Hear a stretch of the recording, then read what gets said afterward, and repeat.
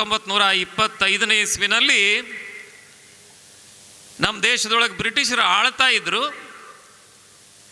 ಅವಾಗಿನ ಸಂದರ್ಭದೊಳಗೆ ಹಿಂದೂ ಸಮಾಜಕ್ಕಾಗಿ ಜೀವನವನ್ನು ಒಡಿಪಾಗಿಟ್ಟಂಥ ಸ್ವಾಮಿ ಶ್ರದ್ಧಾನಂದರು, ಸ್ವಾತಂತ್ರ್ಯ ವೀರ್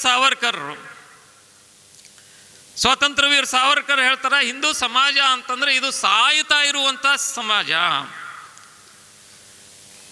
ನಾನು ಕಟ್ಟ ಕಡೆಯ ಚಿಂಗಾರಿ ಹಿಂದೂ ಸಮಾಜದಂದು, ನಾ ಸತ್ತ ಮೇಲೆ ಹಿಂದೂ ಸಮಾಜ ಸತ್ತು ಹೋಗುತ್ತೆ ಅಂತ ಅವ್ರು ಹೇಳಿದ್ದು. ಆರ್ತನಾದ, ಅದು ನಿರಾಶೆಯಿಂದ ಹತಾಶೆಯಿಂದ ಹೇಳಿದಂಥ ಮಾತು.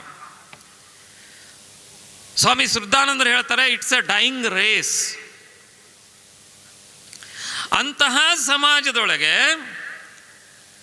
ಈ ಸಮಾಜವನ್ನು ಒಂದುಗೂಡಿಸ್ತೀನಿ, ಈ ಸಮಾಜವನ್ನು ಸಂಘಟಿಸ್ತೀನಿ, ಈ ಸಮಾಜ ಮತ್ತೊಮ್ಮೆ ಸಂಘಟಿತ, ಸಮರ್ಥ, ಸಂಪನ್ನ ರಾಷ್ಟ್ರ ಕಟ್ಟುವ ಕೆಲಸಕ್ಕೆ ಈ ಸಮಾಜ ಸಜ್ಜುಗೊಳಿಸ್ತೀನಿ ಅಂತ ಹೇಳ್ತಾ ಒಂದು 10 ತರುಣರನ್ನು ಜೊತೆಗೆ ತಗೊಂಡು ರಾಷ್ಟ್ರೀಯ ಸ್ವಯಂ ಸೇವಕ ಸಂಘದ ಸ್ಥಾಪನೆಯನ್ನು, ಪ್ರಾರಂಭವನ್ನು ಮಾಡ್ತಾರೆ ಡಾಕ್ಟರ್ ಹೆಡ್ಗೇವಾರ್. ಕಲಿತಿದ್ದು ವೈದ್ಯಕೀಯ, ಆದರೆ ವ್ಯಕ್ತಿಗಳ ರೋಗಗಳನ್ನು ನಿವಾರಣೆ ಮಾಡುವಂಥ ವೃತ್ತಿಗೆ ಕೈ ಹಾಕಲಾರದೆ ರಾಷ್ಟ್ರಕ್ಕೆ ಅಂಟಿದಂತಹ ರೋಗದ ನಿವಾರಣೆಗೆ ಪ್ರಯತ್ನ ಪ್ರಾರಂಭ ಮಾಡಿದರು. ಆಜನ್ಮ ಬ್ರಹ್ಮಚಾರಿಯಾಗಿದ್ದುಕೊಂಡು ಜೀವನವನ್ನು ದೇಶಕ್ಕಾಗಿ ಸಮರ್ಪಣೆ ಮಾಡಿದರು.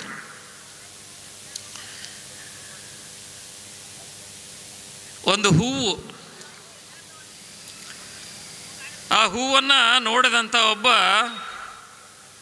ತರುಣ, ಈ ಹೂವನ್ನು ನಾನು ತಗೊಂಡು ಹೋಗಿ ನನ್ನ ಹೆಂಡತಿಯ ಮುಡಿಗೆ ಅದನ್ನು ಇಟ್ಟರೆ ನನ್ನ ಹೆಂಡತಿ ಎಷ್ಟು ಚೆಂದಾಗಿ ಕಾಣ್ತಾಳ ಅಂತ ಯೋಚನೆ ಮಾಡ್ತಾನೆ. ಇನ್ನೊಬ್ಬ ವ್ಯಕ್ತಿ ಆ ಹೂವನ್ನು ನೋಡ್ತಾನೆ.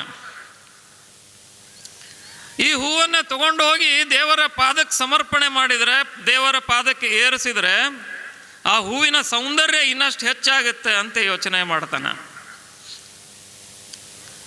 ಮತ್ತೊಬ್ಬ ಯೋಚನೆ ಮಾಡ್ತಾನೆ,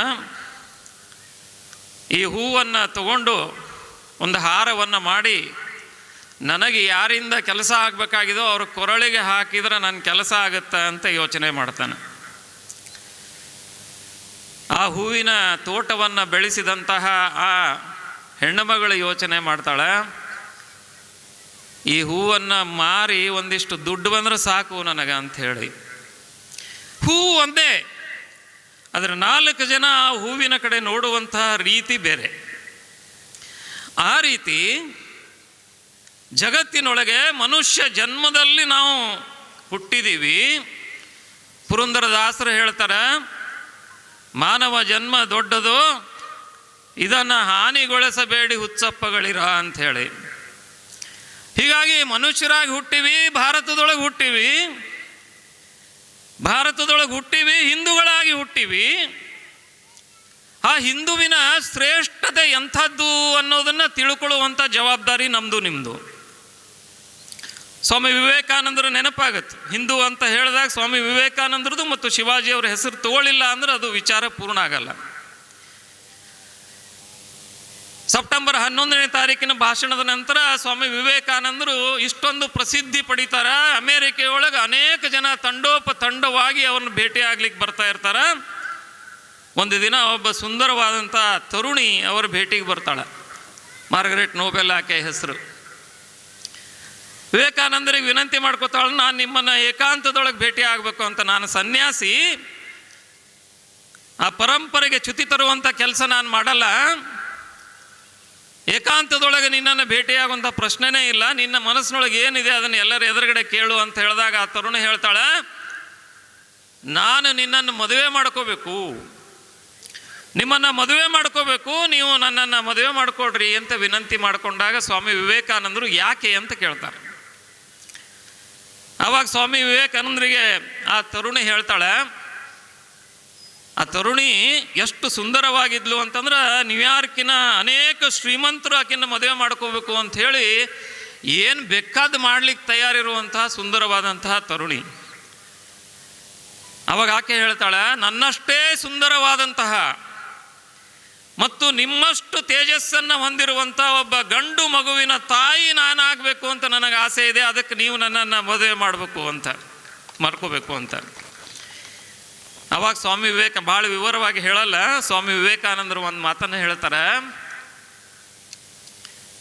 ಅಮ್ಮ ನಿನ್ನನ್ನು ನಾನು ಮದುವೆ ಮಾಡ್ಕೊಳ್ಳೋದಂತೂ ದೂರಿನ ಮಾತು, ಆದರೆ ಒಂದು ಉಪಾಯ ಹೇಳ್ತೀನಿ. ಅವಾಗ ಈಕೆಗೆ ಆಸೆ ಚಿಗುರುತ್ತೆ, ಏನೋ ಹೇಳ್ಬೋದು ಅಂಥೇಳಿ. ಅವಾಗ ಸ್ವಾಮಿ ವಿವೇಕಾನಂದರು ಹೇಳ್ತಾರೆ, ನೀನು ನನ್ನನ್ನು ಮದುವೆಯಾಗಿ ನಾವಿಬ್ಬರು ಸಂಸಾರ ಮಾಡಿ ಗಂಡು ಹುಟ್ಟುತ್ತೋ ಹೆಣ್ಣು ಹುಟ್ಟುತ್ತೋ ಯಾರಿಗೆ ಗೊತ್ತು, ಅದಕ್ಕೆ ಅದೆಲ್ಲ ತಾಕಲಾಟದೊಳಗೆ ನೀನು ಸಿಕ್ಕಾಕ್ಕೊಳ್ಳೋದು ಬೇಡ, ಮತ್ತು ನಾನಂತೂ ಸನ್ಯಾಸಿ ವ್ರತದ ಪಾಲಕ, ಹೀಗಾಗಿ ಆ ಪ್ರಶ್ನೆನೇ ಉದ್ಭವಿಸಲ್ಲ. ಅದರ ಬದಲಾಗಿ ನೀನು ನನ್ನನ್ನೇ ಮಗ ಅಂತ ತಿಳ್ಕೊಳ್ಳೋ, ನಾನು ನಿನ್ನನ್ನು ತಾಯಿ ಅಂತ ಸ್ವೀಕಾರ ಮಾಡ್ತೀನಿ ಅಂತ ಹೇಳಿ ಆಕೆಯ ಪಾದಕ್ಕೆ ನಮಸ್ಕಾರ ಮಾಡಿ ಅಮ್ಮ ಅಂತ ಕರೀತಾರಲ್ಲ, ಇದು ಆಧ್ಯಾತ್ಮ. ಇದು ಆಧ್ಯಾತ್ಮ, ಇದು ಹಿಂದುವಿನ ಶ್ರೇಷ್ಠತೆ. ಶಿವಾಜಿ ಮಹಾರಾಜರ ಜೀವನದೊಳಗೆ ಒಂದು ಘಟನೆ ನಡೆಯುತ್ತಾ, ಪುನಃ ಹತ್ತಿರದ ರಾಂಜಾ ಅನ್ನುವಂತಹ ಒಂದು ಹಳ್ಳಿಯೊಳಗೆ ಒಬ್ಬ ಪಠಾಣ ವಿಧವೆ ತರುಣಿ, ಸಣ್ಣ ವಯಸ್ಸಿನೊಳಗೆ ವಿಧವೆ ಆದಂಥ ಒಬ್ಬ ತರುಣಿಯ ಸೆರಗಿಗೆ ಕೈ ಹಾಕಿದ ಸುದ್ದಿ ಶಿವಾಜಿ ಮಹಾರಾಜರಿಗೆ ತಲುಪತ್ತು. 12-13 ವರ್ಷದ ಬಾಲಕ ಶಿವಾಜಿ. ಆದರೆ ಆವಾಗಲೇ ಛತ್ರಪತಿಯ ಗುಣಗಳು ಅವನಲ್ಲಿ ಅರಳಲಿಕ್ಕೆ ಪ್ರಾರಂಭ ಆಗಿರ್ತಾವ. ಆ ಪಠಾಣನನ್ನು ಎಳ್ಕೊಂಡು ಬರ್ರಿ ಅಂತ ಹೇಳಿ ಕಳಿಸ್ತಾನೆ. ಪಠಾಣನನ್ನು ಕರೆಸಿ ವಿಚಾರಣೆ ನಡೆಸಿ ಯಾವ ದುಷ್ಟ ಕೈಗಳಿಂದ ಈ ವ್ಯಕ್ತಿ ಆ ವಿಧವೆಯ ಸೆರಗಿಗೆ ಕೈ ಹಾಕಿದನೋ ಆ ಎರಡೂ ಕೈಗಳನ್ನು ಕತ್ತರಿಸಿ ಹಾಕ್ರಿ ಅಂತ ಹೇಳ್ತಾನೆ, ಮತ್ತು ಕತ್ತರಿಸಿ ಹಾಕ್ತಾರ. ಇದು ಧರ್ಮ. ಈ ರೀತಿಯ ಧರ್ಮ ಮತ್ತು ಆಧ್ಯಾತ್ಮವನ್ನು ಕೊಟ್ಟಂತಹ ಭೂಮಿ ಭಾರತ. ಹೀಗಾಗಿ 4 ಜನ ಹೂವುಗಳನ್ನು ನೋಡಿ 4 ರೀತಿ ಏನು ಯೋಚನೆ ಮಾಡಿದ್ರು. ನಾವು ನೀವು ಎಲ್ಲರೂ ಮನುಷ್ಯರಾಗಿ ಹುಟ್ಟಿದ್ದೀವಿ, ಹುಟ್ಟಿದ ನಂತರ ಸಾಯಲೇಬೇಕು. ಆದರೆ ಹುಟ್ಟು ಮತ್ತು ಸಾವಿನ ನಡುವೆ ನಮ್ಮ ಬದುಕೇನಿದೆಯೋ ಆ ಬದುಕಿಗೆ 2 ಮಗ್ಗುಲುಗಳು. ಒಂದನೇದ್ದು ಉಪಜೀವನ, ಅರ್ಥ ಮತ್ತು ಕಾಮ. ಜೀವನ ಸುಖಮಯವಾಗಬೇಕು, ಆನಂದಮಯವಾಗಬೇಕು ಅಂದರೆ ಅರ್ಥನೂ ಬೇಕು, ಮತ್ತು ಮನಸ್ಸಿನೊಳಗೆ ಬರುವಂಥ ಬಯಕೆಗಳನ್ನು ಈಡೇರಿಸ್ಕೊಳ್ಳಿಕ್ಕೆ ಕಾಮನೂ ಬೇಕು. ಆದರೆ ಧರ್ಮ, ಅರ್ಥ ಮತ್ತು ಕಾಮದ ಬಯಕೆಯ ಈಡೇರಿಕೆಯನ್ನು ಧರ್ಮದ ಆಧಾರದ ಮೇಲೆ ಮತ್ತು ಮೋಕ್ಷದ ಗುರಿಯನ್ನು ಇಟ್ಕೊಂಡು ಮಾಡಬೇಕು ಅಂತ ಜಗತ್ತಿಗೆ ಹೇಳಿದ್ದು ಭಾರತ.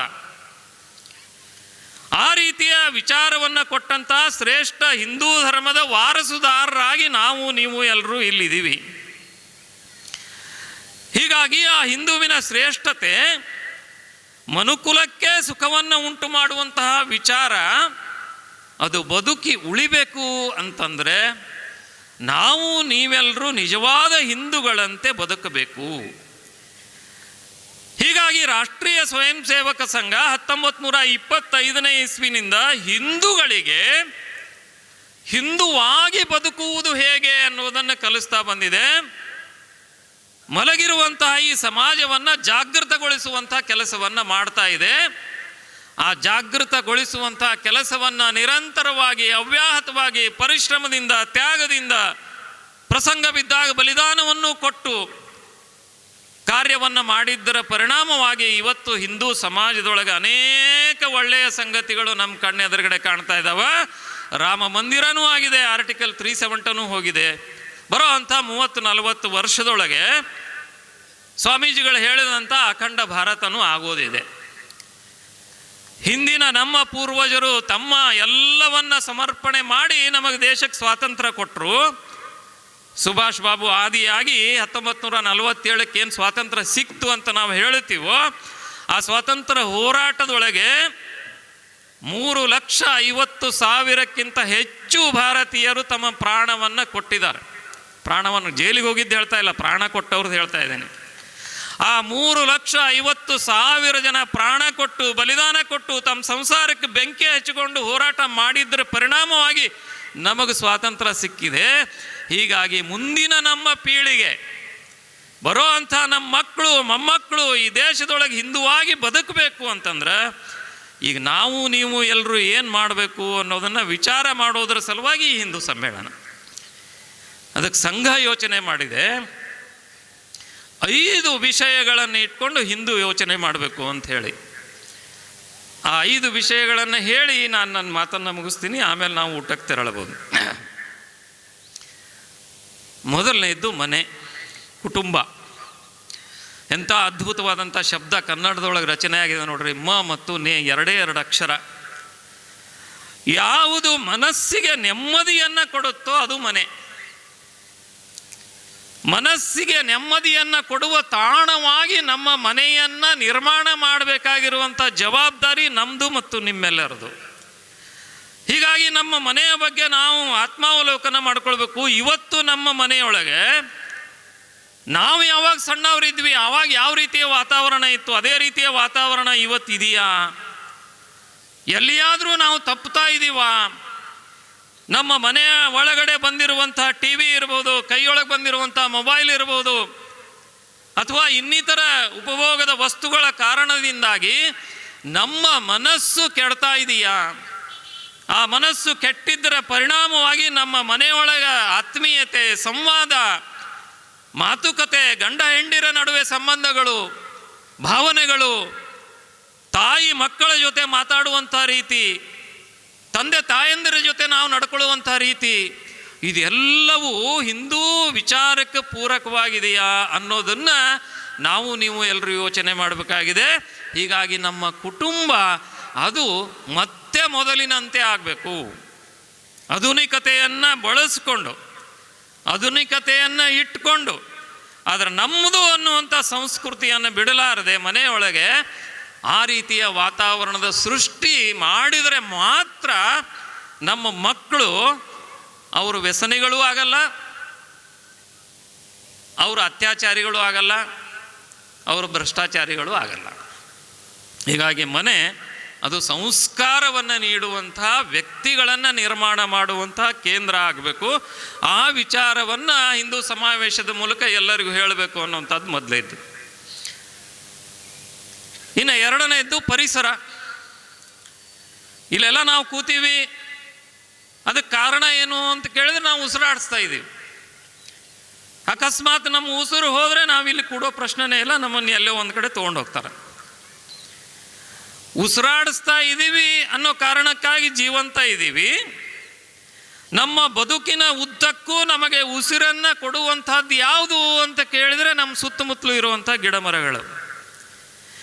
ಆ ಗಿಡ ಮರಗಳು ಇದ್ದರೆ ನಮಗೆ ಆಕ್ಸಿಜನ್ ಸಿಗುತ್ತೆ, ಪ್ರಾಣವಾಯು ಸಿಗುತ್ತೆ. ಜಗತ್ತಿನೊಳಗೆ ಅನೇಕ ಫ್ಯಾಕ್ಟ್ರಿಗಳಿದಾವೆ, ಆಕ್ಸಿಜನ್ ಮ್ಯಾನುಫ್ಯಾಕ್ಚರಿಂಗ್ ಫ್ಯಾಕ್ಟ್ರಿ ಇಲ್ಲ. ಹೀಗಾಗಿ ನಮಗೆ ಆಕ್ಸಿಜನ್ ಬೇಕಾ? ನಮ್ಮ ಮುಂದಿನ ಮಕ್ಕಳು ಇದೇ ರೀತಿ ಉಸಿರಾಟ ಮಾಡ್ತಾ 100 ಕಾಲ ಬದುಕಬೇಕಾ ಅಂತಂದರೆ ಗಿಡ ಮರಗಳು ಬೆಳಿಬೇಕು. ಹೀಗಾಗಿ ಜೀವನ ಪೂರ್ತಿ ನಮಗೆ ವಾಯುವನ್ನು ಕೊಡ್ತಾ ಇರುವಂಥ ಈ ವೃಕ್ಷಗಳಿಗೆ ಕನಿಷ್ಠ ಜೀವನದೊಳಗೆ ಒಂದಾದರೂ ಗಿಡವನ್ನು ಹಚ್ಚಿ ನಾನು ಬೆಳೆಸಬಲ್ಲನ? ಪರಿಸರಕ್ಕೆ ಸಂಬಂಧಪಟ್ಟಂತೆ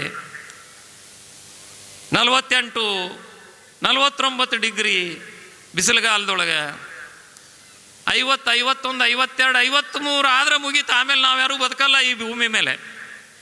ಆದರೆ 53 ಆಗಲಾರದಂತೆ ತಡೆ ಹಿಡಿಬೇಕು ಅಂತಂದ್ರೆ ನಾವು ನೀವು ಎಲ್ಲರೂ ಗಿಡ ಹಚ್ಚಬೇಕು.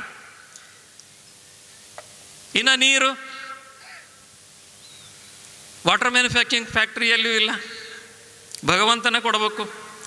ಅವ್ನು ಕೊಟ್ಟರೆ ನಾವು ನೀರು ಕುಡಿಯೋದು. ನಾವು ಭಾಳ ಶ್ರೀಮಂತದೀವಿ, ಕೊಟ್ಯಾನಗಟ್ಟಲೆ ನಮ್ಮ ಟ್ರೆಜರಿ ಒಳಗೆ ದುಡ್ಡಿದೆ ಅಂಥೇಳಿ 1-2 ಬ್ಯಾರೆಲ್ ತುಪ್ಪ ತಂದು 4 ಬ್ಯಾರೆಲ್ ಹಾಲು ತಂದು ಹಾಲಿನಿಂದ ಕೈ ತೊಳ್ಕೊಳಕ್ಕಾಗಲ್ಲ, ತುಪ್ಪದಿಂದ ಕೈ ತೊಳ್ಕೊಳಕ್ಕಾಗಲ್ಲ. ನೀರೇ ಬೇಕದಕ್ಕೆ, ನೀರಿಗೆ ಪರ್ಯಾಯ ಯಾವುದೂ ಇಲ್ಲ. ಹೀಗಾಗಿ ಆ ನೀರನ್ನು ನಾವು ಯಾವ ರೀತಿ ಬಳಸ್ತಾ ಇದ್ದೀವಿ? ಮುಂದಿನ ಪೀಳಿಗೆಯ ನಮ್ಮ ಮಕ್ಕಳು ಮರಿಮಕ್ಕಳಿಗೂ ಕುಡಿಲಿಕ್ಕೆ ನೀರು ಸಿಗಬೇಕು ಅಂತಾದರೆ ಆ ನೀರಿನ ಮಹತ್ವವನ್ನು ಅರ್ಥಕೊಂಡು ನೀರನ್ನು ಹಿತವಾಗಿ ಮಿತವಾಗಿ ಬಳಸುವಂಥ ಜವಾಬ್ದಾರಿ ನಮ್ಮೆಲ್ಲರ ಮೇಲಿದೆ. ಇದು ಪರಿಸರಕ್ಕೆ ಸಂಬಂಧಪಟ್ಟಂಥ 2ನೇ ಬಿಂದು. ಇನ್ನು 3ನೇದು ಪ್ಲಾಸ್ಟಿಕ್. 1/4 ಕಿಲೋ ಬೆಂಡೆಕಾಯಿ, 1/2 ಕಿಲೋ ಬದನೆಕಾಯಿ ತೊಗೋತೀವಿ, ಒಂದು ಕ್ಯಾರಿ ಬ್ಯಾಗ್ ಕೊಡು ಅಂತ ಕೇಳ್ತೀವಿ. ಕ್ಯಾರಿ ಬ್ಯಾಗ್ ಇಲ್ಲರಿ ನಮ್ಮಲ್ಲಿ ಅಂತ ಹೇಳಿದ್ರೆ ಆಯ್ತಪ್ಪ ಹಂಗಾರೆ ಮುಂದಿನ ಅಂಗಡಿಗೆ ಹೋಗ್ತೇವೆ ಅಂಥೇಳಿ ಎಲ್ಲಿ ಕ್ಯಾರಿ ಬ್ಯಾಗ್ ಸಿಗುತ್ತೋ ಅಲ್ಲೇ ಬದನೆಕಾಯಿ ತೊಗೋತೀವಿ. ಆ ಪ್ಲಾಸ್ಟಿಕ್ ತಂದು ಬೀದಿಗೆ ಬಿಸಾಕ್ತೀವಿ. ಮರನೇ ದಿವಸ ನಾವೇ ಹೋಗ್ತೀವಿ ಬೀದಿ ಒಳಗೆ, ಏನು ಹೊಲಸಾಗ್ಬಿಟ್ಟದ ನಮ್ಮ ಇಂಡಿ, ಎಲ್ಲಿ ನೋಡಿದಲ್ಲಿ ಬರೀ ಪ್ಲಾಸ್ಟಿಕ್. ಜವಾಬ್ದಾರಿ ಯಾರು? ಹಾಗಾದ್ರೆ ನಾವೇನಾದರೂ ಯೋಚನೆ ಮಾಡ್ಬೋದಾ? ನಮ್ಮ ಮನೆ ಅದು ಪ್ಲಾಸ್ಟಿಕ್ ಮುಕ್ತ ಮನೆ ಮಾಡ್ತೀವಿ, ಸ್ವಲ್ಪ ಕಷ್ಟ ಆದರೂ ಅಡ್ಡಿ ಇಲ್ಲ. ಇನ್ನು ಮೇಲೆ ನಾವು ಪ್ಲಾಸ್ಟಿಕ್ ಬಕೆಟ್ ತರಲ್ಲ, ಇನ್ನು ಮೇಲೆ ಪ್ಲಾಸ್ಟಿಕ್ ಚೀಲದೊಳಗೆ ನಾವು ಸಾಮಾನು ತರಲ್ಲ, ಮನೆಯಿಂದ ಹೊರಗೆ ಹೋಗ್ಬೇಕಾದ್ರೆ ಕಿಸೆ ಒಳಗೆ ಒಂದು ಬ್ಯಾಗ್ ಹಾಕ್ಕೊಂಡು ಹೋಗ್ತೀನಿ, ಅರಿವಿ ಚೀಲ ಹಾಕ್ಕೊಂಡು ಹೋಗ್ತೀನಿ, ಏನು ತಂದರೂ ಅದರೊಳಗೆ ತರೋದು. ಈ ರೀತಿಯ ಒಂದು ಮನಸ್ಸನ್ನು ತಯಾರು ಮಾಡಿಕೊಂಡು ಪರಿಸರವನ್ನು ಸುಂದರಗೊಳಿಸುವಂಥ, ಸ್ವಚ್ಛಗೊಳಿಸುವಂತಹ ಜವಾಬ್ದಾರಿ, ಅದರ ಅರಿವನ್ನು ಮಾಡಬೇಕು ಅನ್ನುವಂಥ ಉದ್ದೇಶ ಇಟ್ಕೊಂಡು ಇದು ಎರಡನೆಯ ಬಿಂದುವನ್ನು ಸಮಾಜದ ಎದುರುಗಡೆ ನಾವು ಇಡ್ತಾ ಇದ್ದೀವಿ. ಈ 5 ಸಂಗತಿಗಳನ್ನು ನಾನು ಏನು ಹೇಳ್ತಾ ಇದ್ದೇನೆ ಇವತ್ತು, ಕಳೆದ 5 ವರ್ಷದಿಂದ ಸಂಘದ ಎಲ್ಲ ಕಾರ್ಯಕ್ರಮದೊಳಗೆ, ರಾಷ್ಟ್ರೀಯ ಸ್ವಯಂ ಸೇವಕ ಸಂಘದ ಎಲ್ಲ ಕಾರ್ಯಕ್ರಮದೊಳಗೆ ಮೊದಲು ಸ್ವಯಂ ಸೇವಕರಾಗಿ ನೀವು ಇದನ್ನು ಪಾಲಿಸಬೇಕು. ನಿಮ್ಮ ಜೀವನದೊಳಗೆ ಪಾಲಿಸಿದ ಮೇಲೆ ಸಮಾಜಕ್ಕೆ ಇದನ್ನು ಹೇಳಬೇಕು ಅಂತ 5 ವರ್ಷದಿಂದ ಹೇಳ್ತಾ ಇದ್ದಾರೆ. ರಾಮಕೃಷ್ಣ ಪರಮಹಂಸರ ನೆನಪಾಗತ್ತೆ. ಸ್ವಲ್ಪ ತಡ ಆದರೂ ಎಷ್ಟು ಜನ ಇದ್ದಾರೆ ಅಷ್ಟು ಜನರಿಗೆ ವಿಷಯ ಮುಟ್ಲಿ ಅಂತ ನಾನು ಹೇಳ್ತೀನಿ. ರಾಮಕೃಷ್ಣ ಪರಮಹಂಸರ ಹತ್ರ ಒಬ್ಬರು ತಾಯಿ ಮಗುವನ್ನು ಕರ್ಕೊಂಡು ಹೋದ್ರಂತ. ನನ್ನ ಮಗ ಭಾಳ ಬೆಲ್ಲ ತಿನ್ನಕತ್ತಾನ್ರಿ, ಹೆಂಗಾರ ಮಾಡಿ ಬೆಲ್ಲ ತಿನ್ನೋದು ಬಿಡಿಸ್ರಿ ಅಂಥೇಳಿ ರಾಮಕೃಷ್ಣ ಪರಮಹಂಸರು ಹೇಳಿದ್ರಂತ, ಮುಂದಿನ ವಾರ ಬಾ ಅಂತ. ಮುಂದಿನ ವಾರ ಹೋದ್ಲು. ಅವಾಗ ಮತ್ತೆ ಹಂಗೆ ಮುಂದಿನ ವಾರ ಬಾ ಅಂತ ಹೇಳಿದ್ರು. ಹಿಂಗೊಂದು 5 ವಾರ ಹೋಯ್ತು. 6ನೇ ವಾರ ಬಂದ ಮೇಲೆ ಆ ಮಗುವನ್ನು ತಮ್ಮ ತೊಡೆ ಮೇಲೆ ಕೂಡಿಸ್ಕೊಂಡು ಬೆನ್ನ ಮೇಲೆ ಕೈ ಆಡಿಸಿ, ನೋಡಪ್ಪ ಬೆಲ್ಲ ತಿನ್ನೋದ್ರಿಂದ ಹಂಗಾಗುತ್ತೆ ಹಿಂಗಾಗುತ್ತೆ, ಅದಕ್ಕೆ ಬೆಲ್ಲ ತಿನ್ನೋದು ಚಲೋ ಅಲ್ಲ ಆರೋಗ್ಯಕ್ಕೆ, ಅದಕ್ಕೆ ನಿಮ್ಮ ತಾಯಿಗೆ ತ್ರಾಸು ಕೊಡಬೇಡ, ತಾಯಿ ಮನಸ್ಸು ನೊಂದ್ರೆ ನಿನಗೆ ಕೆಟ್ಟಾಗತ್ತೆ, ಅದಕ್ಕೆ ಇನ್ನು ಮೇಲೆ ಬೆಲ್ಲ ತಿನ್ನೋದು ಕಡಿಮೆ ಮಾಡು ಅಂತ ಅವನು ಗೋಣ ಅಳಿಸ್ದ. ಹೊರಗೆ ಹೊಂಟ್ಲು ತಾಯಿ. ಹೋಗ್ಬೇಕಾದ್ರೆ ಯೋಚನೆ ಮಾಡಿದ್ಲು, ಅಲ್ಲ ಈ ಮುದುಕಿಗೆ ಏನು ತಲೆಗಿಲಿ ಕಟ್ಟೈತ, ಇಷ್ಟು ಹೇಳಕ್ಕೆ 5 ವಾರ ತೊಗೊಂಡಲ್ಲ, ಮೊದಲೇ ದಿವಸ ಬಂದಾಗನೇ ಇಷ್ಟು ಹೇಳಿಬಿಟ್ಟಿದ್ರೆ ಮುಗಿದೋಗ್ಬಿಡ್ತಿತ್ತಲ್ಲ ಅಂತ ವಾಪಸ್ ಹೋದ್ಲು. ರಾಮಕೃಷ್ಣ ಪರಮಹಂಸರಿಗೆ ಕೇಳಿದ್ಲು, ಅಲ್ರಿ ಇಷ್ಟು ಹೇಳಕ್ಕೆ 5 ವಾರ ಯಾಕೆ ತೊಗೊಂಡ್ರಿ, ನನಗೆ ಇಷ್ಟು ದಣಿಸಿದ್ರಲ್ಲ ಅಂತ. ಆವಾಗ ರಾಮಕೃಷ್ಣ ಪರಮಹಂಸರು ಹೇಳಿದ್ರಂತೆ, ನೋಡು ನನಗೂ ಬೆಲ್ಲ ತಿನ್ನೋ ಚಟ ಆಯಿತು, ಬೆಲ್ಲ ತಿನ್ನೋದು ಬಿಡಕ್ಕೆ ಆಗುತ್ತೋ ಇಲ್ಲೋ ಅಂತ ನಾನು ಪ್ರಯೋಗ ಮಾಡಿಕೊಂಡೆ. ಅದಕ್ಕೆ 5 ವಾರ ಬೇಕಾಯ್ತು ನನಗೆ. ಈಗ ನಾನು ಬೆಲ್ಲ ತಿನ್ನೋದು ಬಿಟ್ಟೀನಿ, ಆ ಬೆಲ್ಲ ತಿನ್ನೋದು ಬಿಟ್ಟಿದ್ರಿಂದ ನನಗೆ ತಿನ್ನಬೇಡ ಅಂತ ಹೇಳೋ ಅಧಿಕಾರ ಬಂದದ, ನಾನು ಹೇಳಿದ್ರೆ ಅದು ಪರಿಣಾಮನೂ ಆಗುತ್ತೆ ಅಂತ ರಾಮಕೃಷ್ಣ ಪರಮಹಂಸರು ಹೇಳಿದರು. ಅದಕ್ಕೆ 5 ವರ್ಷದಿಂದ ಸ್ವಯಂ ಸೇವಕರಿಗೆ ಈ 5 ಸಂಗತಿಗಳನ್ನು ನೀವು ಮಾಡಬೇಕು, ಜೀವನದೊಳಗೆ ನಿಮ್ಮ ಮನೆಯೊಳಗೆ ಅಳವಡಿಸ್ಕೋಬೇಕು, ಆಮೇಲೆ ಸಮಾಜಕ್ಕೆ ನೀವು ಹೇಳ್ರಿ ಅಂತ. ಸೊ ಈ ರೀತಿ ಪರಿಸರ ಇದು ಎರಡನೆಯ ವಿಷಯ. ಮೂರನೇದ್ದು ಸಾಮರಸ್ಯ. ಭಾಳ ಆನಂದ ಆಗುತ್ತೆ ಇವತ್ತು ಇಲ್ಲಿನ ದೃಶ್ಯ ನೋಡಿ. ಯಾವ ಉದ್ದೇಶವನ್ನು ಇಟ್ಕೊಂಡು ಈ ಹಿಂದೂ ಸಮಾವೇಶವನ್ನು ಮಾಡ್ತಾ ಇದ್ದೀವೋ, ಅನೇಕ ಹಿಂದೂ ಸಮ್ಮೇಳನದೊಳಗೆ ನಾನು ಹೋಗಿದ್ದೀನಿ, ಸುಮಾರು ಒಂದು 12-13 ಕಡೆ. ವೇದಿಕೆ ಮೇಲೆ ಸ್ವಾಮೀಜಿಗಳು, ಯಾರಾದರೂ ಹೆಣ್ಮಕ್ಕಳು ಮತ್ತು ಆ ಸ್ವಾಗತ ಸಮಿತಿಯ ಅಧ್ಯಕ್ಷರು, ಕಾರ್ಯದರ್ಶಿ ಇವರು ಇರ್ತಿದ್ರು ಸಾಮಾನ್ಯವಾಗಿ. ಆದರೆ ಕೆಲವು ಕಡೆ ವಿಶೇಷವಾದಂಥ ಪ್ರಯೋಗ ಮಾಡಿದ್ದಾರೆ. ಅದರೊಳಗೆ ಇವತ್ತು ಇಂಡಿ ಒಳಗೆ ಮಾಡಿದ ಪ್ರಯೋಗನೂ ಪ್ರಶಂಸೆಗೆ ಯೋಗ್ಯ ಅಂತ ಅನಿಸುತ್ತೆ. ಎಲ್ಲ ಇಂಡಿ ಸಮಾಜದ ಪ್ರಮುಖರು ಇವತ್ತು ವೇದಿಕೆ ಮೇಲೆ ಇದ್ದಾರೆ. ಅವರೆಲ್ಲರೂ ಬಂದಿದ್ದು ನಾನು ಆ ಜಾತಿ ಪ್ರಮುಖ ಈ ಜಾತಿ ಪ್ರಮುಖ ಅಂತ ಬಂದಿಲ್ಲ, ಅವರೆಲ್ಲರೂ ಬಂದಿದ್ದು ನಾವು ಹಿಂದೂ ಅಂತ. ಹೀಗಾಗಿ ಜಾತಿಗಳ ನಡುವೆ ಏನು ಒಂದು ಸಂಘರ್ಷ, ದ್ವೇಷ, ಅವ್ರು ಇವರನ್ನು ಬೈಯೋದು, ಇವರು ಅವರನ್ನು ಬೈಯೋದು, ನಾವು ಬೇರೆ ನೀವು ಬೇರೆ, ನಾವು ಮೇಲು ನಾವು ಕೀಳು, ಈ ರೀತಿಯ ಒಂದು ವಿಘಟನೆಯನ್ನು ಹಿಂದೂ ಸಮಾಜದೊಳಗೆ ಮಾಡೋದ್ರ ಸಲುವಾಗೇ ಕೆಲವು ಶಕ್ತಿಗಳು, ಕೆಲವು ವ್ಯಕ್ತಿಗಳು, ಕೆಲವು ಸಂಸ್ಥೆಗಳು ಅವರು ಪ್ರಯತ್ನ ಮಾಡ್ತಾ ಇರುವಂಥ ಸಂದರ್ಭದೊಳಗೆ ನಾವೆಲ್ಲ ಒಂದು, ನಾವೆಲ್ಲ ಹಿಂದೂ, ನಾವೆಲ್ಲ ಬಂಧು ಅಂತ ಹೇಳೋದ್ರ ಸಲುವಾಗಿ ಈ ಹಿಂದೂ ಸಮಾವೇಶ. ಇದು ಮೂರನೆಯ ಸಂಗತಿ. ಭಾರತ ಮಾತೆಗೊಂದು ಹಾರ ಹಾಕಿವಲ್ಲೇ, ಆ ಹಾರ ನೋಡಿದ್ರೆ ಬಣ್ಣ ಬಣ್ಣದ ಹೂಗಳು ಕಾಣ್ತವ. ಆದ್ರೆ ಆ ಹಾರ ಭಾರತ ಮಾತೆ ಕೊರಳೊಳಗೆ ಇರಬೇಕು ಅಂತಂದ್ರೆ ಕಣ್ಣಿಗೆ ಕಾಣದ ಸೂತ್ರ ಒಳಗಡೆ ದಾರ ಇದ್ರೆ ಮಾತ್ರ ಅದು ಹಾರ ಆಗುತ್ತೆ. ಆ ದಾರದ ಕೆಲಸವನ್ನು ಹಿಂದೂ ಸಮಾಜ ಮಾಡಬೇಕಾಗಿದೆ. ನಾವೆಲ್ಲ ಹಿಂದೂ ಅಂತ ಹೇಳಿದರೆ ಮಾತ್ರ ನಾವೆಲ್ಲರೂ ಸುಂದರವಾದಂಥ ಹಾರ ಹಾಕ್ತೀವಿ. ಆ ಹಾರವನ್ನು ಭಾರತ ಮಾತೆಗೆ ಹಾಕಿ ಭಾರತ ಮಾತೆ ಜಗಜ್ಜನನಿ ಜಗನ್ಮಾತೆ ಜಗದ್ಗುರು ಆಗಲಿಕ್ಕೆ ಸಾಧ್ಯ ಆಗತ್ತೆ. ಹೀಗಾಗಿ ನಾವು ನಮ್ಮ ಜಾತಿ, ಭಾಷೆ, ಮತ, ಪ್ರಾಂತ, ಸಂಪ್ರದಾಯ ಇವೆಲ್ಲವುಗಳನ್ನು ಮೀರಿ ಮನೆಯ ಒಳಗಡೆ ಏನೇನು ಆಚರಣೆ ಇದೆ, ಯಾವ ದೇವ್ರ ಪೂಜೆ ಮಾಡಬೇಕೋ ಮಾಡೋಣ. ಆದರೆ ಯಾವಾಗ ನಾವು ಹೊಸಲಿಂದ ಹೊರಗಡೆ ಬರ್ತೀವಿ ಆವಾಗ ನಾವೆಲ್ಲರೂ ಹಿಂದೂಗಳು ಅನ್ನುವಂಥ ವ್ಯವಹಾರ ನಮ್ಮ ನಡವಳಿಕೆ ಒಳಗೆ ಕಾಣಿಸ್ಬೇಕು. ಮತ್ತು ನಮ್ಮ ಮನೆಗೆ ಯಾರೇ ಬರಲಿ ಅವರು ಎಲ್ಲರಿಗೂ ಸಮಾನವಾದಂಥ ಗೌರವ, ಆದರ, ಸ್ವಾಗತ, ಆತಿಥ್ಯ ನಮ್ಮ ಮನೆಯೊಳಗೆ ಸಿಗುವಂತೆ ಆಗಬೇಕು. ಇದು ಮೂರನೇ ಸಂಗತಿ, ಸಾಮರಸ್ಯ. ಇನ್ನು ನಾಲ್ಕನೇದ್ದು ಸ್ವಬೋಧ. ಇದ್ರ ಬಗ್ಗೆ ಅನೇಕರು ಸ್ವಾಮೀಜಿಗಳು ಹೇಳಿದರು. ಸ್ವಬೋಧ ಅಂತಂದ್ರೆ ನಾನು ಯಾರು, ನಾವು ಯಾರು, ನಮ್ಮ ಪರಂಪರೆ ಅಂಥದ್ದು, ಆ ಪರಂಪರೆಗೆ ಅನುಗುಣವಾಗಿ ನಾವು ಏನು ಮಾಡಬೇಕು. ದುಃಖ ಆಗುತ್ತೆ, ಹುಟ್ಟಿದ ಹಬ್ಬ ಆಚರಣೆ ಮಾಡ್ಕೊಳ್ತೀವಿ. ಹುಟ್ಟಿದ ಹಬ್ಬ ಆಚರಣೆ ಮಾಡ್ಕೋಬೇಕಾದ್ರೆ ಯಾವುದೇ ಕ್ರಿಶ್ಚಿಯನ್ ಪಾದ್ರಿ ನಮ್ಮ ಮನೆಗೆ ಬಂದು, ನೋಡು ಹುಟ್ಟಿದ ಹಬ್ಬದ ದಿವಸ ಅವಾಗ ಎಷ್ಟು ವರ್ಷ ಆಗೈತಿ, ಅಷ್ಟು ಕಿಲೋ ಕೇಕ್ ತರಬೇಕು, ಅಷ್ಟು ಮೇಣಬತ್ತಿ ಹಚ್ಬೇಕು, ಅವನ್ನ ಮೊದಲು ಬೆಳಗಿಸ್ಬೇಕು, ಆಮೇಲೆ ಉಫ್ ಅಂತ ಊದಿಸ್ಬೇಕು, ಅವನ್ನ ಆರಿಸ್ಬೇಕು, ಆಮೇಲೆ ಕೇಕ್ ಕಟ್ ಮಾಡಬೇಕು. ಆ ಕಟ್ ಮಾಡೋಕ್ಕಿಂತ ಮೊದಲು ಟಬ್ ಅಂತ ಹೊಡೆದಿರ್ತಾರೆ, ಅವೆಲ್ಲ ಅದ್ರೊಳಗೆ ಬಿದ್ದಿರ್ತಾವೆ, ಆದರೂ ಅದನ್ನು ಕಟ್ ಮಾಡಬೇಕು. ಕಟ್ ಮಾಡಿ ತಿಂದ್ರೆ ಮನುಷ್ಯ ಅಂತ ಹೇಳ್ಬೋದು ಅವ್ರಿಗೆ. ಆದರೆ ಕಟ್ ಮಾಡಿದ ಕೇಕ್ ಇವನ ಮುಖಕ್ಕೆ ಅವ ಒರೆಸೋದು, ಅವನ ಮುಖಕ್ಕೆ ಇವ ಒರೆಸೋದು, ಇಂತಹ ವಿಕೃತ ಆಚರಣೆಯನ್ನು ನಾವು ಮಾಡ್ತಾ ಇದ್ದೀವಿ. ಆದರೆ ಹುಟ್ಟಿದ ಹಬ್ಬದ ದಿನ ಮಕ್ಕಳಿಗೆ ಬೆಳಗ್ಗೆ ಎದ್ದು ಎಣ್ಣೆ ಸ್ನಾನ ಮಾಡಿಸಿ, ಹೊಸ ಬಟ್ಟೆ ಹಾಕಿ, ಅವರಿಗೆ ಆರತಿ ಮಾಡಿ, ಅವ್ರ ಕಡೆಯಿಂದ ದೊಡ್ಡವ್ರಿಗೆ ನಮಸ್ಕಾರ ಮಾಡಿಸಿ, ಅವ್ರಿಗೆ ಒಳ್ಳೆಯದಾಗಲಿ ಅಂತ ಆಶೀರ್ವಾದ ಮಾಡಿಸಿ, ಯಾರ್ಯಾರು ಮನೆಗೆ ಬರ್ತಾರೋ ಅವರಿಗೆಲ್ಲ ಹೋಳಿಗೆ ಊಟ ಹಾಕಿಸಿ ನಾವು ಇನ್ನೊಬ್ಬರಿಗೆ ಕೊಡಬೇಕು ಅನ್ನುವಂಥ ಪಾಠವನ್ನು ಆ ಮಕ್ಕಳಿಗೆ ಕಲಿಸಬೇಕು. ಆದರೆ ಇವತ್ತು ನೋಡ್ತಾ ಇರ್ತಾ ನಾವು ಹಿಂಗೆ ಕೇಕ್ ಕಟ್ ಮಾಡಿ ರಿಟರ್ನ್ ಗಿಫ್ಟ್ ತಂದಾನೋ ಇಲ್ಲೋ, ಅವ್ವ ನಾ ಒಂದು ಮನೆಗೆ ಹೋಗಿದ್ದೆ, ಅವ್ವ ಅವೇನು ತಂದಿಲ್ಲ ನೋಡ್ದ, ಹಂಗೆ ಬಂದಾನು ಬರಿಗೈಲೆ ಅಂತ. ಅಂದ್ರೆ ನನಗೆ ಬೇಕು ಅನ್ನುವಂಥ ಸ್ವಾರ್ಥವನ್ನು ಬೆಳೆಸೋದ್ರ ಸಲುವಾಗಿ ಹುಟ್ಟಿದ ಹಬ್ಬ ಆಚರಣೆ ಮಾಡಬೇಕು. ಈ ರೀತಿಯ ಅನೇಕ ಸಂಗತಿಗಳು ಇವತ್ತು ಬರೀ ಹುಟ್ಟಿದ ಹಬ್ಬಕ್ಕೆ ಸೀಮಿತ ಇಲ್ಲ. ಎಂಗೇಜ್ಮೆಂಟ್ ಆದರೂ ಕೇಕ್, ಮದುವೆ ಆದರೂ ಕೇಕ್, 49 ಡಿಗ್ರಿ ಇರಲಿ, 50 ಡಿಗ್ರಿ ಇರಲಿ, ಕರಿ ಕೋಟ್ ಹಾಕ್ಕೊಂಡು ಬೆವರಿ ಕೋತ ಅವ್ನು ಸ್ಟೇಜ್ ಮೇಲೆ ನಿಲ್ಬೇಕು. ಸೊ ನಮ್ಮದು, ನಮ್ಮ ಸತ್ವ, ನಮ್ಮ ತತ್ವ, ನಮ್ಮ ಸಂಸ್ಕೃತಿ, ನಮ್ಮ ಆಚರಣೆ, ನಮ್ಮ ಹಬ್ಬ, ಇದನ್ನು ಉಳಿಸ್ಬೇಕಲ್ಲ ನಾವು. ಅಮ್ಮ ಅಂತಂದಾಗ ಏನು ಭಾವ ನಿರ್ಮಾಣ ಆಗುತ್ತೆ ಮಕ್ಕಳ ಮನಸ್ಸಿನೊಳಗೆ, ಮಮ್ಮಿ ಅಂತಂದಾಗ ಆಗುತ್ತಾ. ಆದರೆ ಇವತ್ತು ಮನೆಯೊಳಗೆ ಮಮ್ಮಿ ಅಮ್ಮ ಅಂತ ಅನ್ನೋರಿಲ್ಲ, ಕಾಕು, ಕಾಕ, ಚಿಕ್ಕಪ್ಪ, ದೊಡ್ಡಪ್ಪ, ಚಿಗವ್ವ, ಹಂಗಂದ್ರೆ ಏನು ಅಂತ ನಮ್ಮ ಮಕ್ಕಳು ಕೇಳೋ ಮನಸ್ಥಿತಿಗೆ ಬಂದಾರ. ಹಳ್ಳಿ ಒಳಗೆ ಸಹಿತ ಇವತ್ತು ಮದುವೆ ಮುಂಜಿ ಒಳಗೆ ಅಷ್ಟೇ ಅಲ್ಲ, ಮನೆಗೆ ಹೋದಾಗನು ಅನೇಕ ಸಲ ರೈಸ್ ಬೇಕೇನ್ರಿ ಅಂತ ಕೇಳ್ತಾರೆ. ಎಲ್ಲಿಂದ ಬಂದೀವಿಪ್ಪ ನಾವು? ಇಂಗ್ಲೆಂಡ್ದಿಂದ ಬಂದೀವೇನು? ಅನ್ನ ಅಂದಾಗ ಹೊಟ್ಟಿಗೆ ಅನ್ನ ತಿಂತೀವೋ ಮತ್ತೇನಾರ ತಿಂತೀವೋ ಅಂತ ಸಿಟ್ಟು ಬಂದಾಗ ಬೈಯುವಂಥ ಸಂಪ್ರದಾಯ ನಮ್ಮದು. ಅಂತಹ ಅನ್ನ ಇವತ್ತು ಕಣ್ಮರೆ ಆಗ್ತಾ ಇದೆ. ಇನ್ನು ಉಪ್ಪು, ತಾಯಿಗಿಂತ ಬಂಧು ಇಲ್ಲ, ಉಪ್ಪಿಗಿಂತ ರುಚಿ ಇಲ್ಲ ಅಂತ ಹೇಳ್ತೀವಿ. ಆದರೆ ಉಪ್ಪು ಇವತ್ತು ಹೋಗಿಬಿಟ್ಟದ. ಉಪ್ಪಿನ ಬದಲಾಗಿ ಸಾಲ್ಟ್.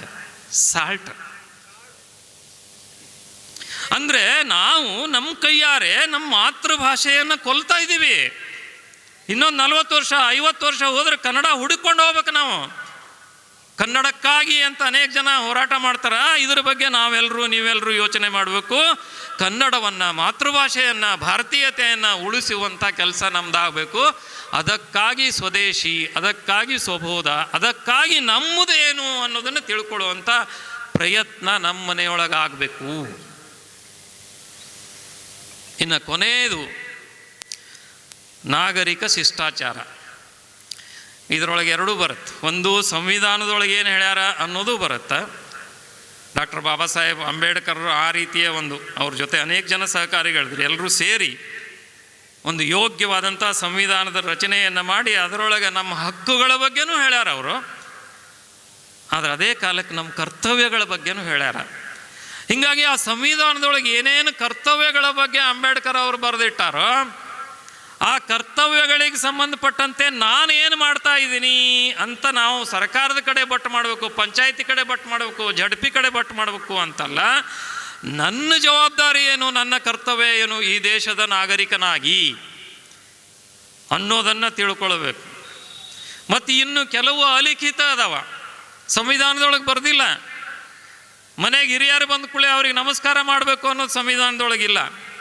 ಆದರೆ ಇವತ್ತು ನಮ್ಮ ಮನೆಗೆ ಯಾರಾದರೂ ದೊಡ್ಡವರು ಬಂದ್ರೆ ನಮ್ಮ ಮಕ್ಕಳು ಏನು ಮಾಡ್ತಾರೆ, ಕಾಲ ಮೇಲೆ ಕಾಲು ಹಾಕ್ಕೊಂಡು ಕೈಯಾಗ ಒಂದು ರಿಮೋಟ್ ಇಟ್ಕೊಂಡು ಇಲ್ಲ ಮೊಬೈಲ್ ಇಟ್ಕೊಂಡು ಆ ಕಡೆ ಈ ಕಡೆ ನೋಡ್ತಿರ್ತಾರೆ. ಬರ್ರಿ ಕೂಡ್ರಿ ನಮಸ್ಕಾರ ಮಾಡಿ ಅವ್ರಿಗೆ ನೀರು ಕೊಡಬೇಕು ಅನ್ನೋವಂಥ ಪದ್ಧತಿ ಅನೇಕ ಕಡೆ ಹೋಗ್ಬಿಟ್ಟದ. ಅನೇಕರ ಮನಸ್ಸಿನೊಳಗೆ ಮುಜುಗುರ ಆಗುತ್ತೆ, ಎಲ್ಲಿ ಇವು ಏನಾರ ಮಾತಾಡ್ಬಿಡ್ತಾನೋ ಅಂತ ಹೇಳಿ ಅದಕ್ಕೆ ಅವನು ಒಳಗೆ ಕಳಿಸ್ಬಿಡ್ತೀವಿ. ಆ ರೀತಿಯ ಶಿಷ್ಟಾಚಾರ ಇವತ್ತು ಮರೆ ಆಗ್ತಾ ಇದೆ. ಧರ್ಮ ಅನ್ನೋದ್ರ ಬಗ್ಗೆನೇ ಒಂದು ರೀತಿಯ ಆ ಧರ್ಮದ ಬಗ್ಗೆ ಹೇಳುವಂಥ ಅಧಿಕಾರ ನನಗಿಲ್ಲ. ಆದರೂ ಒಂದು ಉದಾಹರಣೆ ಕೊಟ್ಟು ನನ್ನ ಮಾತನ್ನು ಮುಗಿಸ್ತೀನಿ. ಧರ್ಮ ಅಂದರೆ ಏನು ಅನ್ನೋದು. ನಮಗೆ ಓಡಾಡಲಿಕ್ಕೆ ಮೋಟ್ರ್ ಬೈಕ್ ಬೇಕು ಅಥವಾ ಒಂದು ವಾಹನ ಬೇಕು, 2 ವೀಲರ್ ಬೇಕೋ 4 ವೀಲರ್ ಬೇಕೋ, ಗೇರ್ ಇದ್ದದ್ದು ಬೇಕೋ, ಪೆಟ್ರೋಲ್ದು ಬೇಕೋ, ಡಿಸೈಲ್ ಇದ್ದು ಬೇಕೋ, ಇದು ನಿಶ್ಚಯ ಮಾಡುವಂಥ ಅಧಿಕಾರ ನಮಗೆ ಎಲ್ಲರಿಗೂ ಇದೆ. ಯಾವುದೋ ಒಂದು ನಿಶ್ಚಯ ಮಾಡ್ತೀವಿ ನಮಗೆ ಇದು ಬೇಕು ಅಂಥೇಳಿ. ಶೋರೂಮಿಗೆ ಹೋಗ್ತೀವಿ, ಅಲ್ಲಿ ಹಳದಿ ಬೇಕೋ, ಕೆಂಪು ಬೇಕೋ, ಕರೆ ಬೇಕೋ, ಹಸಿರು ಬೇಕೋ, ಬಿಳಿದು ಬೇಕೋ ನಿಶ್ಚಯ ಮಾಡೋ ಅಧಿಕಾರ ನಮಗಿದೆ. ಅದೆಲ್ಲ ನಿಶ್ಚಯ ಮಾಡಿದ ನಂತರ ಅದನ್ನು ಕೊಂಡುಕೊಂಡು ವಾಪಸ್ ರಸ್ತೆಗೆ ಬಂದು ಪೆಟ್ರೋಲ್ ಹಾಕಿ ಯಾವಾಗ ಕಿಕ್ ಹೊಡಿತೀವಲ್ಲ, ಕಿಕ್ ಹೊಡೆದು ಅದ್ರ ಮೇಲೆ ಯಾವಾಗ ಕೂಡ್ತೀವಿ, ನನಗೆ ಹೆಂಗೆ ಬೇಕು ಹಂಗೆ ಗಾಡಿ ಹೊಡಿತೀನಿ ಅನ್ನೋ ಅಧಿಕಾರ ನಮಗಿಲ್ಲ. ಇವೇನು ಹಸಿರು ಬಿಳಿ ಕೆಂಪು ಹಳದಿ gear without gear petrol electric ಇದೇನಿದೆಲ್ಲ ಇವೆಲ್ಲ ನಮ್ಮ ಸಂಪ್ರದಾಯಗಳು, ಪೂಜಾ ಪದ್ಧತಿಗಳು. ನಾನು ಬೇಕಾದ್ರೆ ಗಣಪತಿನ ಪೂಜೆ ಮಾಡ್ಬೋದು, ನಾನು ಬೇಕಾದ್ರೆ ದುರ್ಗಾನ ಪೂಜೆ ಮಾಡ್ಬೋದು, ನಾನು ಬೇಕಾದ್ರೆ ವಿಷ್ಣುನ ಪೂಜೆ ಮಾಡ್ಬೋದು, ನಾನು ಬೇಕಾದ್ರೆ ಶಿವ ಪೂಜೆ ಮಾಡ್ಬೋದು, ನಾನು ಬೇಕಾದ್ರೆ ಲಿಂಗ ಪೂಜೆ ಮಾಡ್ಕೊಳ್ಬೋದು, ಅಥವಾ ನಾನು ಯಾರ್ದು ಪೂಜೆ ಮಾಡ್ಕೊಳ್ಳೋದೇನೂ ಇರ್ಬೋದು. ಆ ಸ್ವಾತಂತ್ರ್ಯ ನಮಗಿದೆ. ಆದರೆ ಧರ್ಮ ಅನ್ನೋದು ಜೀವನಕ್ಕೆ ಸಂಬಂಧಪಟ್ಟಿದ್ದು. ನನಗೆ ಹೆಂಗೆ ಬೇಕು ಹಂಗೆ ನಾ ಇರ್ತೀನಿ ಅಂತ ಹೇಳಲಿಕ್ಕಾಗಲ್ಲ. ಹಾಗೆ ಇರಬೇಕು ಅಂತಂದ್ರೆ ನಾವು ಸಮಾಜದೊಳಗೆ ಇರಬಾರ್ದು, ಯಾವುದಾದ್ರೂ ಕಾಡಿನೊಳಗೆ ಇರಬೇಕು. ಅಲ್ಲಿ ಅರಿವಿ ಹಾಕೋರಿ ಸಕ್ಕರೆ ಬಿಡ್ರಿ. ಆದರೆ ಯಾವಾಗ ಸಮಾಜದೊಳಗಿದ್ದೇವಲ್ಲ, ಇನ್ನೊಬ್ಬರಿಗೆ ನೋವಾಗಲಾರದಂತೆ ಬದುಕುವುದೇ ಅದು ಧರ್ಮ. ಮತ್ತೊಬ್ಬರ ಮನಸ್ಸಿಗೆ ನೋವಾಗಿರಬಾರ್ದು, ಇನ್ನೊಬ್ಬರಿಗೆ ಅನಾನುಕೂಲತೆ ಆಗಿರಬಾರ್ದು. ಆ ರೀತಿಯ ಜೀವನ ನಮ್ದಾಗಬೇಕು. ಮಾತೃವತ್ ಪರದಾರೇಶು ಪರದ್ರವ್ಯೇಶು ಲೋಷ್ಟವತ್ ಆತ್ಮವತ್ ಸರ್ವಭೂತೇಶು ಯಃ ಪಶ್ಯತಿ ಸಮಾನಮಃ. ಪರಸ್ತ್ರೀಯರನ್ನು ತಾಯಿಯಂತೆ ಕಾಣು, ಇದು ಹೇಳಿದ್ದು ನಮ್ಮದು ಧರ್ಮ. ಸ್ವಾಮಿ ವಿವೇಕಾನಂದರಿಗೆ ಒಬ್ರು ಕೇಳಿದ್ರಂತೆ, ಇಷ್ಟೆಲ್ಲ ಹಿಂದೂ ಧರ್ಮ ಅಂತ ಹೇಳ್ತಿರಲ್ಲಪ್ಪ, ಏನಾದರೂ ಶ್ರೇಷ್ಠತೆ ಸ್ವಲ್ಪದ್ರೊಳಗೆ ಹೇಳ್ರಿ ಅಂತ ಒಬ್ಬ ಪಂಡಿತ ಅಮೇರಿಕೆ ಒಳಗೆ ಬಂದು ಕೇಳಿದಾಗ ಅವ್ರು ಹೇಳ್ತಾರ, ನೀವು ಅಮೇರಿಕಾದವರಿಗೆ ಜನ್ಮ ಕೊಟ್ಟ ತಾಯಿ ಮಾತ್ರ ತಾಯಿ, rest all are for fair games ಅಂತ. ಅಂದ್ರೆ ಉಳಿದು ಎಲ್ಲರನ್ನೂ ನೀವು ಭೋಗ ವಸ್ತು ಅಂತ ತಿಳ್ಕೊಳ್ತೀರಿ. ಆದರೆ ನಮ್ಮ ದೇಶದೊಳಗೆ ಮದುವೆ ಮಾಡ್ಕೊಂಡು ಹೆಂಡತಿ ಮಾತ್ರ ಹೆಂಡತಿ, ಉಳಿದವರೆಲ್ಲರೂ ತಾಯಿ ಅಂದರು. ಆಕೆ ಸಣ್ಣ ಹುಡುಗಿರಲಿ, ದೊಡ್ಡಾಕಿರಲಿ, ಅಜ್ಜಿ ಇರಲಿ, ಕಾಕು ಇರಲಿ, ಅವರೆಲ್ಲರೂ ನಮಗೆ ತಾಯಿ ಸಮಾನ. ಇದು ನಮಗೂ ಮತ್ತು ನಿಮಗಿರುವಂಥ ವ್ಯತ್ಯಾಸ. ಇದು ಹಿಂದೂ ಧರ್ಮದ ಶ್ರೇಷ್ಠತೆ.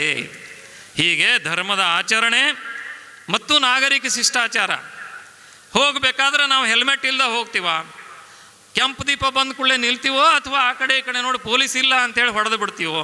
ಈ ಎಲ್ಲ ನಿಯಮಗಳೇನಿದಾವೋ ಸಮಾಜದ ಸುಖಕ್ಕಾಗಿ, ಸಮಾಜದ ಅನುಕೂಲತೆಗಾಗಿ ಮಾಡಿರುವಂಥ ಎಲ್ಲ ನಿಯಮಗಳ ಪಾಲನೆಯನ್ನು ಮಾಡ್ತೀವಿ ಅನ್ನುವಂಥ ಸಂಕಲ್ಪವನ್ನು ಈ 5 ವಿಷಯಗಳಿಗೆ ಸಂಬಂಧಪಟ್ಟಂತೆ, ಒಂದು ಕುಟುಂಬ, ಇನ್ನೊಂದು ಪರಿಸರ, ಮತ್ತೊಂದು ಸಾಮರಸ್ಯ, ಸ್ವಬೋಧ ಮತ್ತು ನಾಗರಿಕ ಶಿಷ್ಟಾಚಾರ, ಈ 5 ವಿಷಯಗಳನ್ನು ಬರೋವಂಥ 10, 15, 20 ವರ್ಷಗಳಲ್ಲಿ ಅಮೇರಿಕೆ ಒಳಗೆ ಭಾಳ ಚಲೋ ರೀ, ಕ್ಯೂದಾಗ ನಿಂತ್ರಂದ್ರೆ ಒಬ್ಬರು ಮುಂದೆ ಹೋಗೋದಿಲ್ಲ ಅಂತ ಅಮೇರಿಕೆ ಉದಾಹರಣೆ ಕೊಟ್ಟು ನಾವು ಹೇಳಬೇಕಾದಂಥ ಪ್ರಮೇಯ ಬರಬಾರ್ದು.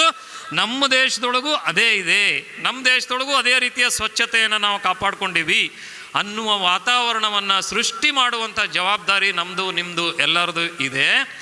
ಆ ಕಾರಣಕ್ಕಾಗಿ ಹಿಂದುವಾಗಿ ಬದುಕುವುದು ಹೇಗೆ, ಹಿಂದುವಾಗಿ ವಿಚಾರ ಮಾಡುವುದು ಹೇಗೆ, ಹಿಂದುವಾಗಿ ನಡ್ಕೊಳ್ಳೋದು ಹೇಗೆ, ಅದರ ಜೊತೆಗೆ ಈ 5 ಸಂಗತಿಗಳನ್ನು ಸಮಾಜದಲ್ಲಿ ಇದು ಚರ್ಚೆಯ ವಿಷಯ ಆಗಬೇಕು, ಸಮಾಜದಲ್ಲಿ ಇದು ಆಚರಣೆಯ ವಿಷಯ ಆಗಬೇಕು. ವ್ಯಕ್ತಿಗತವಾಗಿ, ಪಾರಿವಾರಿಕವಾಗಿ, ಸಮಾಜವಾಗಿ ಈ 5 ಸಂಗತಿಗಳನ್ನು ಮುಂದಕ್ಕೆ ತೊಗೊಂಡು ಹೋಗಬೇಕು ಅನ್ನುವಂಥ ವಿನಂತಿಯನ್ನು ಮಾಡ್ತಾ, ರಾಷ್ಟ್ರೀಯ ಸ್ವಯಂ ಸೇವಕ ಸಂಘಕ್ಕೆ 100 ವರ್ಷ ಆದಂಥ ಈ ಸಂದರ್ಭದೊಳಗೆ ಸಿದ್ಧಗಂಗಾ ಮಠದ ಸ್ವಾಮೀಜಿಗಳು ಹೇಳಿದಂಥ ಮಾತನ್ನು ಹೇಳಿ ನಾನು ನನ್ನ ಮಾತನ್ನು ಮುಗಿಸ್ತೀನಿ. ಸ್ವಾಮೀಜಿಗಳ ಕಡೆ ಒಬ್ಬರು ಪತ್ರಕರ್ತರು ಹೋಗಿ, ಸ್ವಾಮೀಜಿ RSSಗೆ 100 ವರ್ಷ ಆಗ್ತಾ ಇದೆ, ಈ ಸಂದರ್ಭದೊಳಗೆ RSS ಬಗ್ಗೆ ನಿಮಗೇನು ಅನಿಸುತ್ತೆ ಅಂತ ಕೇಳಿದಾಗ ಸ್ವಾಮೀಜಿಗಳು ಹೇಳಿದ್ರಂತೆ, ವ್ಯಕ್ತಿಗೆ ವಯಸ್ಸಾದಂತೆ ಅವನ ಶಕ್ತಿ ಅದು ಕಡಿಮೆ ಆಗುತ್ತಾ ಹೋಗುತ್ತೆ, ಆದರೆ ಸಂಘಟನೆಗೆ ವಯಸ್ಸಾದಂತೆ ಸಂಘಟನೆಯ ಶಕ್ತಿ ಹೆಚ್ಚಾಗುತ್ತೆ. ಆದರೆ ಅದು ಹೆಚ್ಚಾಗೋದು ರಾಷ್ಟ್ರೀಯ ಸ್ವಯಂ ಸೇವಕ ಸಂಘದೊಳಗೆ ನಾನು ನೋಡ್ತಾ ಇದ್ದೀನಿ, ಉಳಿದ ಸಂಘಟನೆಗಳಲ್ಲಿ ನನಗದು ಕಾಣ್ತಾ ಇಲ್ಲ. ಆದರೆ ವಿಶ್ವಾಸದಿಂದ ಹೇಳ್ಬೋದು, RSSನ ಶಕ್ತಿ ದಿನೇ ಅದು ಹೆಚ್ಚಾಗ್ತಾ ಇದೆ. ಆ ರೀತಿ ಸಂಘದ ಶಕ್ತಿ ಹೆಚ್ಚಾಗಲಿಕ್ಕೆ ಕಾರಣ ಸಮಾಜದಿಂದ ಸಿಕ್ಕಂಥ ಸಹಕಾರ ಹೊರತಾಗಿ ಸಂಘದ್ದೇನೋ ಇದರೊಳಗೆ ಭಾಳ. ಇವತ್ತು ಶೋಭಾಯಾತ್ರೆ ಮಾಡಿದ್ವಿ ನಾವು, ಅಲ್ಲಿ ಭಾರತ್ ಮಾತಾ ಘೋಷಣೆ ಇತ್ತು, ಶಿವಾಜಿ ಮಹಾರಾಜ್ ಕಿ ಜೈ ಇತ್ತು, ಜೈ ಶ್ರೀರಾಮ್ ಇತ್ತು. RSSಗೆ ಜಯವಾಗಲಿ ಅಂತ ಘೋಷಣೆ ಇರಲಿಲ್ಲ, ಮತ್ತು RSSಗೆ ಜಯವಾಗಲಿ ಅಂತ ಘೋಷಣೆ ಹಾಕಬೇಕು ಅನ್ನೋಂಥ ಅಪೇಕ್ಷೆನೂ ಸಂಘಕ್ಕಿಲ್ಲ. ಹೀಗಾಗಿ ಸಂಘದ ಶಕ್ತಿ ಹೆಚ್ಚಾದರೆ ಸಮಾಜಕ್ಕೆ ಒಳ್ಳೆಯದಾಗತ್ತೆ, ಸಂಘದ ಶಕ್ತಿ ಹೆಚ್ಚಾದರೆ ಹಿಂದೂವಿಗೆ ಒಳ್ಳೆಯದಾಗತ್ತೆ, ಸಂಘದ ಶಕ್ತಿ ಹೆಚ್ಚಾದರೆ ಹಿಂದೂ ಸಮಾಜ ಸಮೃದ್ಧ ಆಗುತ್ತೆ, ಸಮರ್ಥ ಆಗುತ್ತೆ. ಆ ಮೂಲಕ ದೇಶ ಕಟ್ಟುವಂಥ, ರಾಷ್ಟ್ರ ಕಟ್ಟುವಂಥ, ಭಾರತ ಮಾತೆಯನ್ನು ಜಗನ್ಮಾತೆಯನ್ನಾಗಿ ಮಾಡುವಂತಹ ಕೆಲಸಕ್ಕೆ ವೇಗ ಸಿಗುತ್ತೆ. ಆ ಕಾರಣಕ್ಕಾಗಿ ನಾನು ಕೈ ಮುಗಿದು ನಿಮ್ಮಲ್ಲಿ ಕೇಳ್ಕೊಳ್ದೇನು ಅಂತಂದ್ರೆ, ಎಲ್ಲರೂ ಸಂಘದ ಕೆಲಸಕ್ಕೆ ಸಹಕಾರ ಕೊಡ್ರಿ. ಕೇವಲ ಸಹಕಾರ ಅಲ್ಲ, ಅದರೊಳಗೆ ನಿಮ್ಮ ಸಹಯೋಗನೂ ಇರಲಿ, ಸಹಭಾಗನೂ ಇರಲಿ ಅಂತ ಹೇಳ್ತಾ ನನ್ನ ಮಾತನ್ನು ಮುಗಿಸ್ತೀನಿ. ಎಲ್ಲರಿಗೂ ನಮಸ್ಕಾರ, ಧನ್ಯವಾದ.